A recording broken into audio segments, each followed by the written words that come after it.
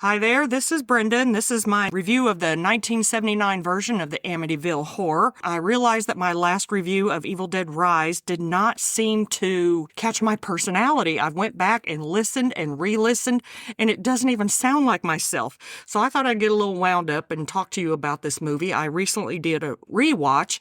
It's one of my favorite ones. It stars Margot Kidder and Barbara Streisand's husband, James Brolin. It's one of those that when you sit through it, of course you're being told it's based on a true story, and I want to believe it's true. The beginning of the movie is true. There was an actual killing in the house, and the house is the star of the movie. I even have it tattooed on my shoulder. Ronnie DeFeo did actually murder his family in that house at 112 Ocean Avenue. He killed his parents and his 4 siblings. As the real estate agent is showing the house to the Lutzes, and they're going room by room, it shows the flashback of Ronnie DeFeo killing his family. George and Kathy Lutz actually purchased the home for $80,000. It's a home on the water, and it has a boathouse. You know, it was a big deal. It's a 3-story house. I just feel like if you haven't heard about this movie, then you must be a younger person, because I feel like there's documentaries on this everywhere. A lot of people have already watched all of the movies. There is a remake with Ryan Reynolds, which is very good, but I'm going to try to just focus on the 1979 version. Going back for a rewatch after all these years, it kind of makes me pull some things out of there that just kind of floor me when I think about it, but it is 1979.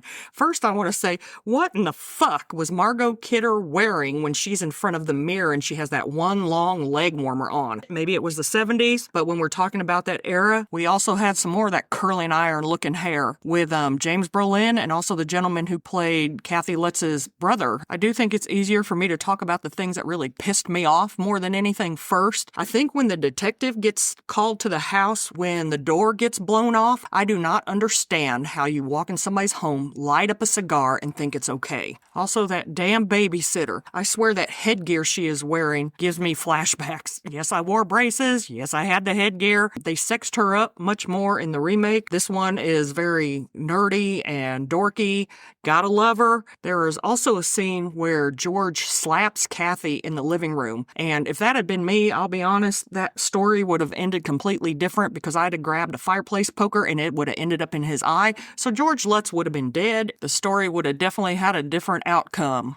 And I hadn't noticed before, but like every other horror movie, at the end when they're running down the stairs, Kathy Lutz has heels on. It was a chunky heel, but heels nonetheless. I just feel that I would be flinging my shoes off if I had any kind of heel on and had to make a mad dash for it. Because this is one of my favorite movies, I have to give it 5 glasses of wine.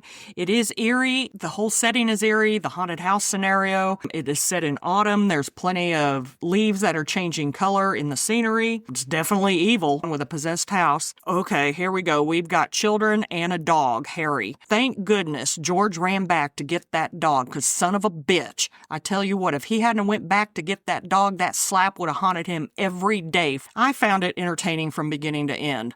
But I know everybody has their thing, and maybe it's because I saw the movie when I was so young.